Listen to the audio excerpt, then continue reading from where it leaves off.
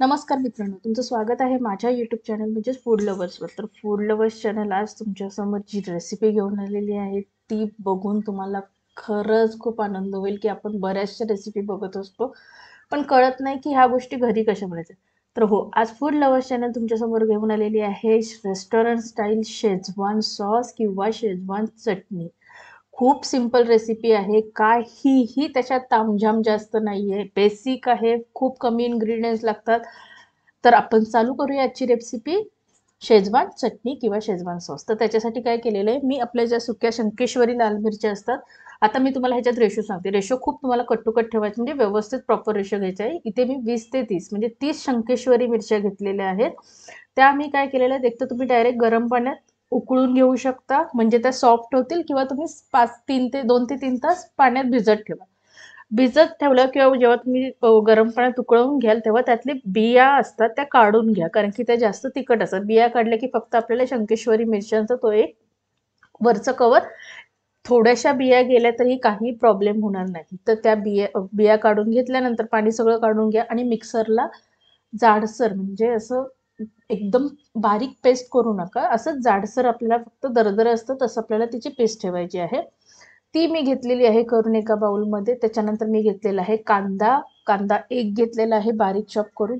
लसूण आपल्याला जास्त क्वांटिटी लागणार आहे, कारण की कधीही बघा शेजवान चटणी जी रेस्टॉरंटमध्ये असते त्याच्यात लसणाची क्वांटिटी जास्त असते, त्यामुळे कांदा पण ते बनवतात ते इन्स्टंटवाली बनवत असतात. आपण आता ही बघा, ही जी मी बनवते ना शेजवान चटणी, त्याच्यात तुम्ही ही आरामशीर तुम्ही 3 महिने फ्रीजमध्ये स्टोअर करून ठेवू शकता, काहीही. इथे मी घेतलेलं आहे 100 ग्रॅम लसूण घेतलेला आहे आणि थोडंसं म्हणजे 20 ते 30 ग्रॅम आलं घेतलेलं आहे.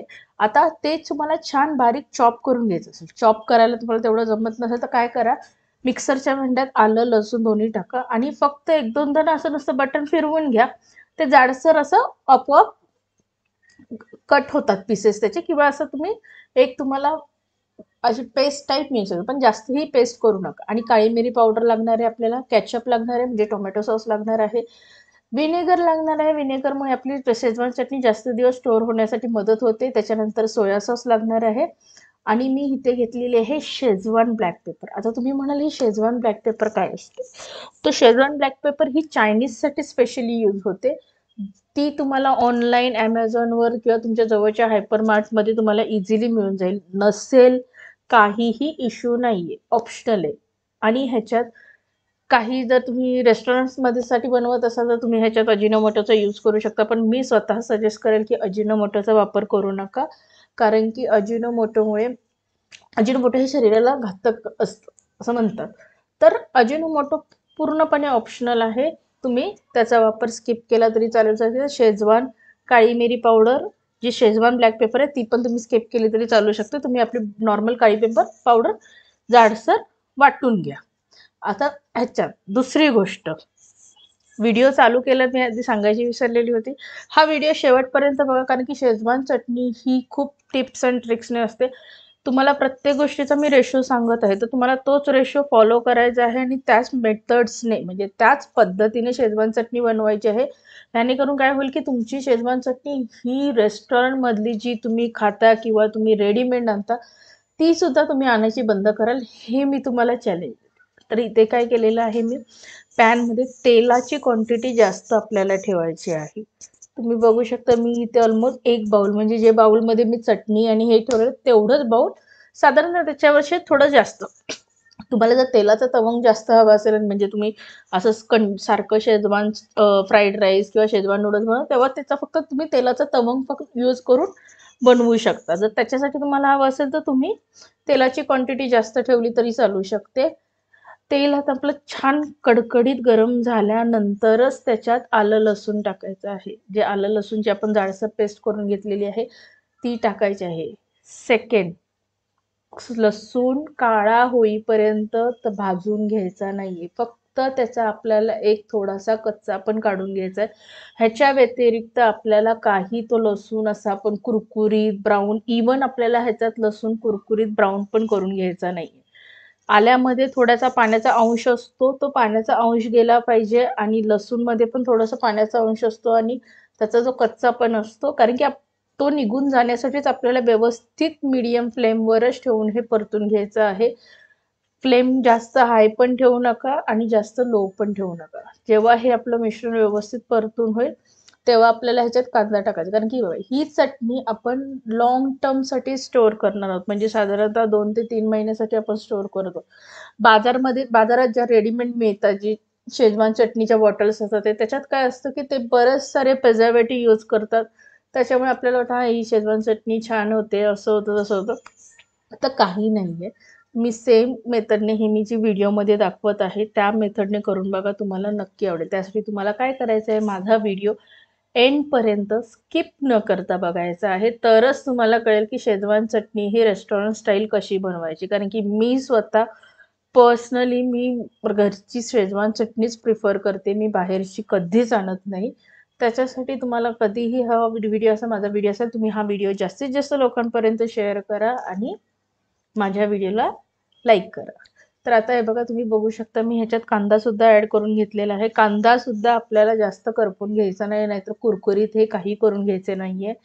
एकदा आपला कांदा व्यवस्थित परतून झाला, परतून इन द सेन्स फक्त त्याच्यातला जो कच्चापण असतो तो काढून घ्यायचा आहे आणि आपला कांदा हा सॉफ्ट झाला पाहिजे. त्याच्यासाठी आपल्याला व्यवस्थित सगळे आपण जे पदार्थ स्टेप बाय स्टेप या शेजवान चटणीसाठी बनवण्यासाठी टाकत आहोत ते आपल्याला व्यवस्थित परतून घ्यायचे आहेत. एकालाही कच्चा पण कशालाही राहिला नाही पाहिजे, नाहीतर आपली शेजवान चटणी खराब होऊ शकते.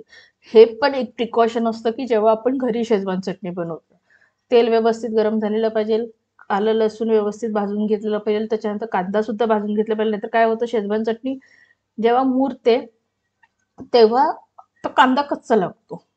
आणि जेव्हाही तुम्ही शेजवान चटणी बनवाल तेव्हा टेस्ट करायची असते. आणि दुसऱ्या दिवशी जर तुम्हाला काही वाटलं की आपल्या ह्याच्यात तिखट कमी आहे, मीठ कमी आता वाटतंय, तेव्हा ऍड करायचं. सुरुवातीला तुम्ही जास्त मिठाचा तिखट काही यूज करू नका, कारण की काय होतं की शेजवान चटणीची ही टेस्ट असते ना, ही तुम्हाला 1 ते 2 दिवसांनी कळते.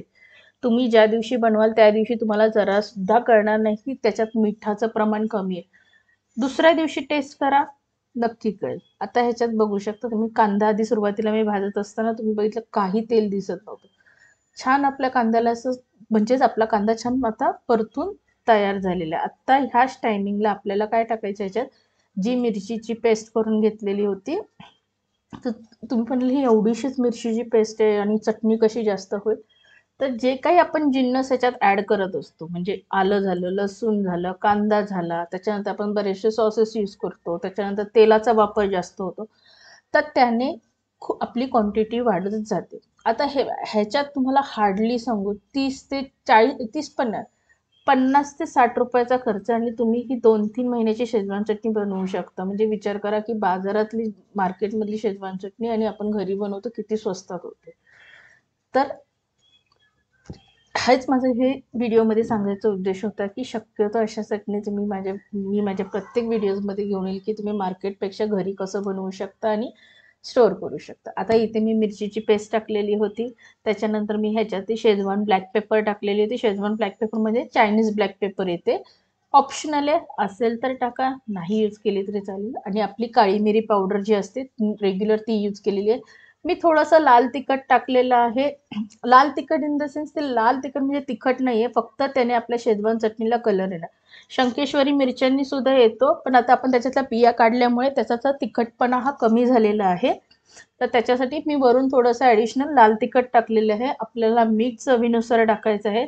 आणि या सगळ्या गोष्टी टाकून झाल्यानंतर गॅसची फ्लेम ही अक्षरशः लो ठेवा आणि व्यवस्थित परतून घ्या. कारण की जर तुम्ही मीडियम किंवा हाय फ्लेम ठेवली तर आपण जी मिरचीची पावडर टाकली आहे, मिरचीची पेस्ट टाकली आहे, ते सगळं जळण्याचे चान्सेस होतं. आणि जेव्हा तुम्ही पॅन घ्याल शेजवान चटणी बनवा, शक्यतो तुम्ही स्टीलच्या कोणती तरी जाड बेस असेल ती कढई घ्या किंवा नॉनस्टिक घ्या, की जेणेकरून मसाला हा तुमच्या भांड्याला तळाशी चिकटणार नाही आणि जळणार नाही.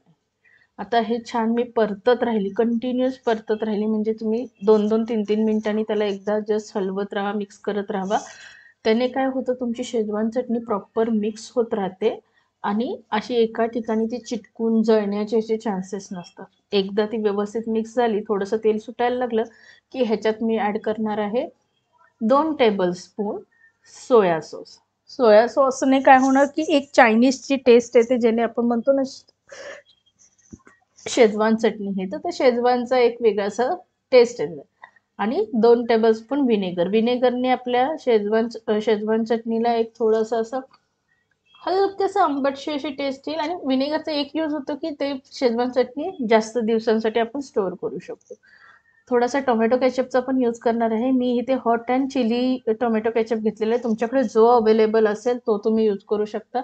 त्याच्यानंतर मी थोडासा साखरेचा पण वापर केलेला आहे ह्याच्यात, कारण की माझ्याकडे जो अवेलेबल होता हॉट अँड चिली केचप होता.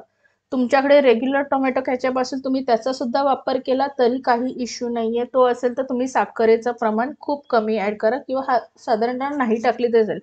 टेस्ट करून बघा. तुम्हाला खूप स्पायसी शेजवान चटणी हवी असेल तर तुम्ही साखर नाही यूज केली तरी चालू शकतो. व्यवस्थित सॉस ऍड केल्यानंतर आपल्याला हे मिश्रण मिक्स करत राहायचं. म्हणजे तुम्ही जितका वेळ हे मिक्स करा तितका वेळ हे चांगलं असतं. आणि शेजवान चटणी बनवायला हार्डली तुम्हाला सांगू मी टायमिंग, जर तुमचं व्यवस्थित सगळं प्रिपरेशन तयार झालेलं असेल, म्हणजे तुमच्याकडे कापून हे सगळं चिरून हे रेडी असेल, तुम्ही तुमची बाकीची कामं पण करू शकता. तुम्ही शेजवान चटणी बनवायला ठेवा, एका वेळेस 30 ते 45 मिनिटात शेजवान चटणी आपली रेडी होते. Restaurant style. काहीही जास्त कष्टाचं काम नाहीये. खूप इझी आहे, झटपट होणारी रेसिपी आहे. झटपट इन द सेन्स बाकीचे सुद्धा तुम्ही कामे करू शकता, आणि हे पण याचे एक लॉंग टर्म स्टोअर होतो. तर मी अजून हे 10 ते 15 मिनिटं शेजवान चटणी व्यवस्थित मिक्स करत राहणार आहे. आणि एकदा त्याला प्रॉपर तेल सुटायला लागलं, म्हणजे छान आपल्याला असा कलर चेंज झालेला दिसला, की मग आपण गॅसची फ्लेम बंद करायची. पण ह्याच्यात सुद्धा जर तुम्हाला असं वाटलं की तुमची शेजवान चटणी खूपच घट्ट झालेली आहे, तर तुम्ही काय करू शकता, थोडंसं गरम पाण्याचा वापर करा. काही खराब होत नाही शेजवान चटणी ती.